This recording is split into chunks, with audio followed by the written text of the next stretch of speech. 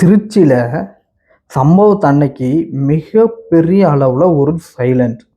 அந்த திருச்சி அரசு மருத்துவமனையில நர்சிங் படிக்கிற ஒரு பெண்ணு வழக்கம் போல தன்னோட வேலையை செஞ்சுட்டு இருக்கும்போது திடீர்னு சுவாச கோளாறு ஏற்பட்டுட்டு. அந்த பெண்ணோட பேரு என்னவா இருக்கும்னு நினைக்கிறீங்க? சீதா லட்சுமி. அழகான ஒரு பேரு, அழகான ஒரு பெண்ணு. தன்னோட அழகான ஃபேமிலிக்காக படிச்சுட்டு இருக்கிறா. அந்த படிச்சுட்டு இருக்கும் பொழுது அந்த பெண்ணுக்கு வந்து ஒரு மூச்சு திணறல் மாதிரி, ஒரு தலைவலி மாதிரி வருது. பெண்ணு வந்து புதுக்கோட்டையை சார்ந்த பெண். அப்போ 21ஆம் தேதி இந்த சம்பவம் வந்து நடக்க தொடங்குது. அதிகமாக வந்து தலைவலிக்கிறதுனாலையும் மூச்சு விட கொஞ்சம் சிரமமாக இருக்கிறதுனாலையும் தான் வேலை பார்த்துட்டு இருக்கிற, தான் படிச்சுட்டு இருக்கிற அந்த அரசு மருத்துவமனையிலேயே என்ன பண்ணுறான்னா போய் சேர்றா. சேர்ந்து ட்ரீட்மெண்ட் எடுக்க போகிறா.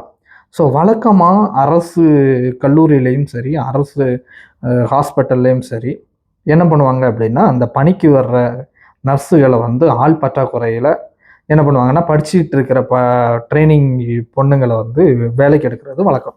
ஸோ இந்த பொண்ணு ஹாஸ்பிட்டலில் சேர்ந்த உடனே அவளை பார்க்குறதற்கு அவளோட சக தோழிமார் வந்து நாங்கள் போய் பார்க்குறோம், அட்மிட் ஆகிருக்கா, என்ன யாதுன்னு பார்க்குறோம் அப்படின்னு சொல்லி ஆசைப்பட்டு வரும் பொழுது, அரசு நிறுவனம், ஒரு அரசு ஹாஸ்பிட்டல் அதுக்கு வந்து மறுப்பு தெரிவிக்குது. நீங்கள் வந்து வரக்கூடாது, ட்ரீட்மெண்ட்டு நடந்துகிட்ருக்கு அப்படின்னு.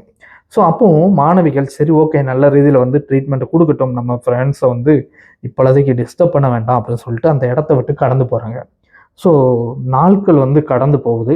நாட்கள் கடக்கும்போது நேரமும் வீணாகுது. ஸோ இந்த மாணவி வந்து உடல்நிலை தேறியிருக்காளா அப்படின்னு சொல்லி சில மாணவிகள் கேட்கும்போது ஒரு உண்மை புலப்படுது. ஹாஸ்பிட்டலில் வந்து சரியான ரூல்ஸ் அண்ட் ரெகுலேஷன் ஃபாலோ பண்ணலை. மருத்துவ அறுவை சிகிச்சை நிபுணர்கள் வந்து இந்த பேஷண்ட்டை வந்து பார்க்கல. ட்ரைனிங் டாக்டர்ஸ் வந்து பண்ணியிருக்கிறாங்க. ஸோ என்ன ரூல்ஸை வந்து ஃபாலோ பண்ணாங்க, என்னென்ன ஆப்ரேஷன் மெட்டீரியல்ஸ் யூஸ் பண்ணாங்க, என்னென்ன மருந்துகள் கொடுத்தாங்க அப்படிங்கிறதுக்கான உண்மைத்தன்மை இதுவரை வெளியில் வரல. அப்படிங்கிற ஒரு சிச்சுவேஷனில் மாணவிகளுக்கு மத்தியில் ஒரு குழப்பம் ஏற்படுது.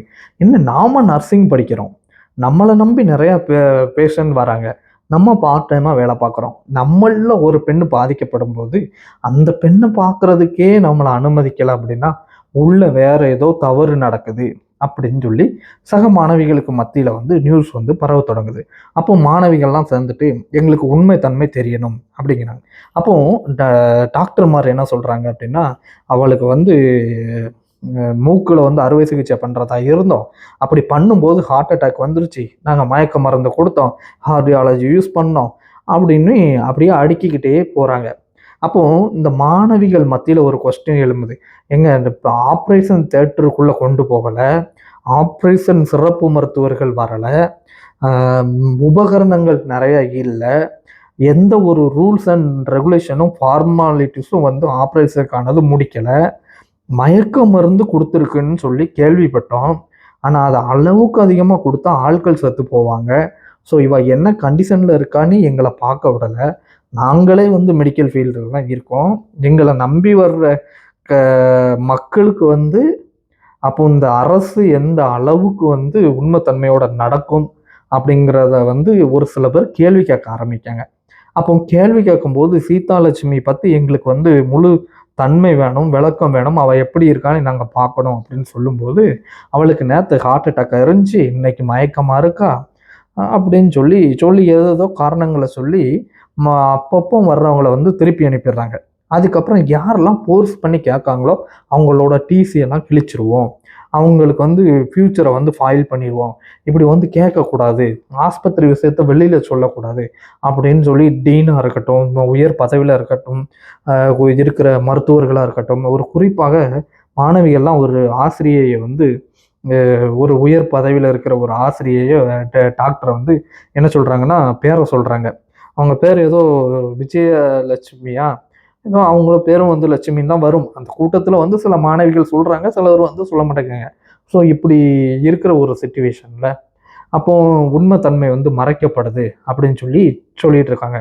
நாட்கள் 1, 2, 3 தாண்டும் பொழுது அந்த மாணவி மறைத்து விட்டாள், இறந்து விட்டாள் அப்படிங்கிற செய்தி வந்து காட்டு தீ மாதிரி பரவுது. அப்போ தவறான சிகிச்சையை நீங்க கொடுத்துட்டீங்க.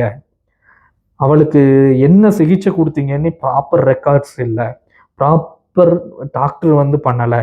அவளை வந்து ஏனா தானோன்னு போட்டு ஒரு தவறான சிகிச்சை பண்ணதுனால அந்த பெண் வந்து மரித்து விட்டா. நாங்கள் எங்கள் ஃப்ரெண்டை இழந்துட்டோம். நாங்கள் வேலை பார்க்குறதுலையே வந்து எங்களுக்கு பாதுகாப்பு இல்லை, நைட்டு டியூட்டிக்கு எங்களை அமர்த்தலை, அந்த பெண் நர்ஸு பற்றாக்குறைன்னு சொல்கிற இதில் எங்களை வந்து நீங்கள் எதுவுமே பண்ணலை, பணியை நிறத்தலை, போடலை, ஏன் எடுக்கலை அந்த சமயத்தில், அப்போ அங்கே ஏதோ ஒரு தப்பு நடந்திருக்கு அப்படின்னு சொல்லி ஒரு தரப்பு வந்து வாக்குவாதத்தில் ஈடுபடுறாங்க. ஸோ வாக்குவாதத்தில் ஈடுபடும்போது மருத்துவர்கள் என்ன பண்ணுறாங்கன்னா அதை காதில் வாங்காமல் போகிறாங்க. ஸோ இதனால் சந்தேகம் வலுத்து எல்லாரும் வந்து ஒன்று திரண்டு ஹாஸ்பிட்டலோட டீன் வரணும், எங்கிட்ட பேச்சுவார்த்தை நடத்தணும், இந்த பெண்ணுக்கு நடந்தது என்ன அப்படின்னு சொல்லி கேட்கும்போது அரசு நிறுவனமும் சரி, அவங்க ஹாஸ்பிட்டல் முக்கியமான புள்ளிகளும் சரி, அதெல்லாம் வந்து நாங்கள் பண்ண மாட்டோம், அவ்வளோதான், நீங்கள் உங்கள் படிப்பை பாருங்கள், உங்கள் ஃப்யூச்சரை வந்து கெடுத்துக்காதீங்க, டிசியை வந்து இது பண்ணாதீங்க, தருவோன்னு நினைக்காதீங்க அப்படின்ட்டு எல்லாரோட ஃபோன்களையும் வாங்கி ஒவ்வொரு இடத்துல வந்து சேஃப்டி பண்ணி வைக்காங்க. ஏன்னா இந்த மரணம் குறித்து எதுவும் வந்து நெட்டில் பரவிடக்கூடாது, எங்கேயும் தகவல் லீக் ஆகிடக்கூடாது, ஒரு ஸ்ட்ரைக்கு வந்துடக்கூடாதுன்னு சொல்லி பயத்தில் பண்ணுற எல்லாத்தையும் வாங்கி வைக்கிறாங்க. அது யாரெல்லாம் வந்து சீதாலட்சுமியை பற்றி கேட்குறாங்களோ அவங்கெல்லாம் மிரட்டுறாங்க. அப்போ மாணவிகளுக்கு வந்து பயங்கர சந்தேகம் வந்து, அப்போ கொலையில் வந்து இது வந்து ஆப்ரேஷன் பண்ண தெரியாமல் ஒரு கொலை பண்ணிட்டாங்க அப்படின்னு சொல்லி ஸ்ட்ரைக்கில் உட்கார்ந்துட்டாங்க. ஸ்ட்ரைக்கில் உட்கார்ந்த உடனே கல்லூரி நிர்வாகம் மாணவிகளை வந்து பிடிச்சு யாரெல்லாம் வந்து தலைமை தாங்குறாங்களோ அவங்கெல்லாம் வந்து கடுமையாக ஸ்ட்ரிக்டாக வந்து ஆக்ஷன் எடுக்குது.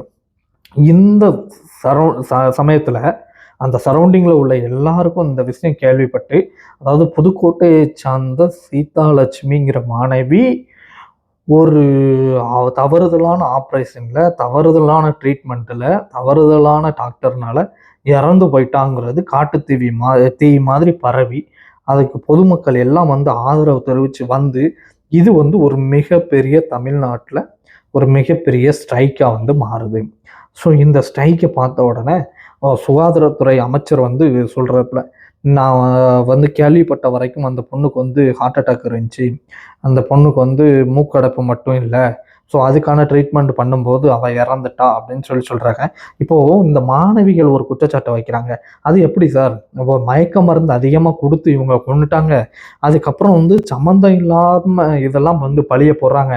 ஏன்னா முதல்ல அந்த பொண்ணு வந்து தலைவலி மற்றும் மூக்கடைப்பில் தான் போச்சு, அந்த மூக்கில் ஆப்ரேஷன் பண்ணுறதுக்கு பதிலாக என்ன பண்ணாங்கன்னு உண்மைத்தன்மை இல்லை. இப்போ அவங்க என்ன சொல்கிறாங்கன்னா டாக்டர்ஸு, இவ சூசைட் பண்ணிட்டானே. ஏன்னா 4 நாளைக்கு முன்னாடியே வந்து ஹாஸ்பிட்டலில் சேர்ந்த ஒரு பொண்ணு எப்படி சூசைட் அட்டன் பண்ண முடியும்? அவளே முடியாத நிலைமையில இருக்கிறா. ஏகப்பட்ட ப்ளீடிங் பேருக்கு ஆப்ரேஷன் தியேட்டர் இல்லை, சும்மா சாதாரண வார்டில் வச்சே வந்து இந்த ஆப்ரேஷனை வந்து பண்ணியிருக்காங்க. என்னதான் பண்ணுனாங்க அப்படின்னே தெரியல எங்களுக்கும். அது உண்மைத்தன்மையே இல்லை. நீங்கள் வந்து ஒரு நடவடிக்கை எடுக்கணும், இந்த ட்ரீட்மெண்ட் கொடுத்த டாக்டர் மேலே நடவடிக்கை எடுக்கணும் அப்படின்னு சொல்லி மாணவிகள் குற்றத்தை வந்து வெளியில் கொண்டு வராங்க. வெளியில் கொண்டு வரும்போது ஹாஸ்பிட்டல் நிறுவனம் எங்களை ஃபோர்ஸ் பண்ணுது, எங்களை வந்து கம்பல் பண்ணுது, உங்கள் கேரியரை ஃபைல் பண்ணாதீங்க, உடனே கிளாஸுக்கு போங்க அப்படின்னு சொல்லிட்டு நாங்கள் நியாயம் கிடைக்க வர போக மாட்டோம் அப்படி.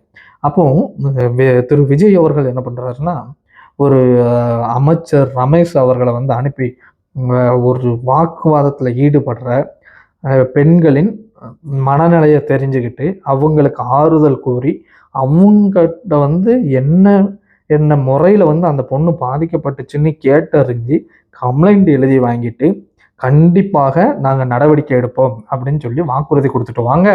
அது மட்டும் இல்லாமல் நம்ம தமிழ்நாடு அரசு என்ன பண்ணுதுன்னா, நம்ம சென்னை ராஜாஜி மருத்துவமனையில் பாஸ்கர்ன்னு சொல்லிட்டு ஒரு சிறப்புமிக்க ஒரு அதிகாரியை நியமித்து, டாக்டர் தான் அவரை நியமித்து அவர் தலைமையில் ஒரு 4-5 டாக்டரை வந்து நியமித்து இதோட உண்மை தன்மை என்ன, எப்படி வந்து ட்ரீட்மெண்ட் நடந்துச்சு, அதாவது ஸ்டூடெண்ட்டுக்கும் ஃபேவர் இல்லாமல் மருத்துவமனையில் இருக்கிற அந்த நிர்வாகத்துக்கும் வந்து ஃபேவராக இல்லாமல் ஒரு தனித்தன்மையில் பொதுத்தன்மையில் வந்து ஒரு கம்ப்ளைண்ட்டை வந்து கலெக்ட் பண்ணி வாங்கி யார் மேலே குற்றம்னு கண்டுபிடிச்சி ஒருத்தர் விடாமல் இன்ச்சு பை இன்ச்சாக வந்து இன்வெஸ்டிகேஷன் பண்ணி நாங்கள் குற்றவாளிக்கு தண்டனை கொடுக்க போகிறோம் அப்படின்னு சொல்லி வாக்குறுதி கொடுக்காங்க. அதில் நிறைய பேர் சார் எங்களுக்கு ஃபோனே வந்து அனுமதிக்க மாட்டேங்காங்கன்னு சொல்லும்போது, இப்போ நாங்கள் வந்து சட்டப்படி நடவடிக்கையை குயிக்காக எடுக்கிறேன், அந்த நீங்கள் குற்றஞ்சாட்டின அந்த மேடத்தையும் வந்து கைது பண்ணுறேன், ப்ளஸ் உங்கள் ஃபோனெல்லாம் தர சொல்கிறேன், என்னோட பர்சனல் நம்பரே தர்றேன்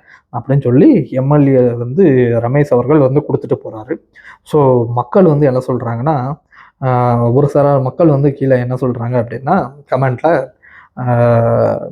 கமெண்ட்லன்னா என்ன சோசியல் மீடியா கமெண்டில் இல்லை, என்னோட யூடியூப் சேனல் கமெண்டில் இல்லை, வேறு நிறைய சோசியல் மீடியாவிலையும் இருக்கட்டும், நியூஸ் சேனல்லையும் இருக்கட்டும், கீழே என்ன சொல்கிறாங்கன்னா, பாதிக்கப்படுற நாங்கள் வந்து ஹாஸ்பிட்டல் போனால் எங்கிட்ட வந்து வார்டு பாயிலேருந்து டாக்டர்லேருந்து எக்ஸ்ரே எடுக்கிறவங்கலேருந்து டெக்னீஷியன்லேருந்து எல்லாருமே வந்து ப்ரைவேட் ஹாஸ்பிட்டலில் காசு வாங்குற மாதிரி எங்களை காசு வாங்குவாங்க, எங்களை வந்து ஒரு தரக்குறைவாக தான் நடத்துவாங்க, காசு இல்லாத ஏழைகளை தான் வந்து நாங்கள் கவர்மெண்ட் ஹாஸ்பிட்டல் போகிறோம், எங்களுக்கே வந்து தவறுதலான சிகிச்சையெல்லாம் நடந்திருக்கு, நிறைய உறுப்பு திருடுறதுக்காகவே வந்து மூளைக்கு காய்ச்சல் அடைஞ்சிட்டாங்க, மூளை சாவு அடைஞ்சிட்டாங்கன்னு சொல்லி இது பண்ணுவாங்க. உள்ளே என்ன நடக்குன்னே எங்களுக்கும் தெரியல, இந்த மாதிரி வந்து மருத்துவ படித்த ஒரு பெண்ணுக்கே வந்து இப்படி நடந்திருக்கு அப்படின்னா இதெல்லாம் வன்மையாக கண்டிக்கணும், ஏழைப்பாளையங்கள்லாம் பாதிக்கப்படுறோம், இதே மாதிரி நிறைய பேர் வெளியில் தெரியாமலே வந்து அரசு மருத்துவமனையில் நாங்கள் பாதிக்கப்பட்டிருக்கோம் அப்படிலாம் வந்து கீழே தன்னோட கருத்துக்களை வைக்காங்க. ஸோ நியாயமாக வந்து நீங்கள் பார்த்து விசாரணை பண்ணி இந்த குற்றவாளிகளை தப்பு வைக்கக்கூடாது அப்படிங்கிறதுலையும் அரசு துறையை வந்து காப்பாற்றி எடுக்கணும் அப்படிங்கிறதுனால உண்மையான மரணத்துக்கு விடை தெரியாமல் பெயரக்கூடாது, தகுந்த நடவடிக்கை எடுக்கணும்னையும் மக்கள் சார்பில் வந்து கேட்குறாங்க, கமெண்ட் பண்ணுறாங்க, எல்லாம் பண்ணியிருக்காங்க. ஸோ நம்மளோட சேனலில் இருந்தும் அதை தான் கேட்குறோம். குற்றவாளிக்கு தண்டனை கொடுப்பது அதிகாரப்பூர்வமாக டிவியில் எல்லாத்தையும் நாங்கள் பார்க்கணும், குற்றவாளி தண்டிக்கப்படணும், எல்லா குற்றவாளிகளுக்கும் கடுமையான தண்டனை வழங்கணும். இதுதான் எங்களோட தாழ்மையான கருத்து. மீண்டும் நான் உங்கள் நண்பன், இணைந்திருங்கள் நம்மளுடைய மீடியா மேன் ஆனந்த் சேனல். நண்பர்களே.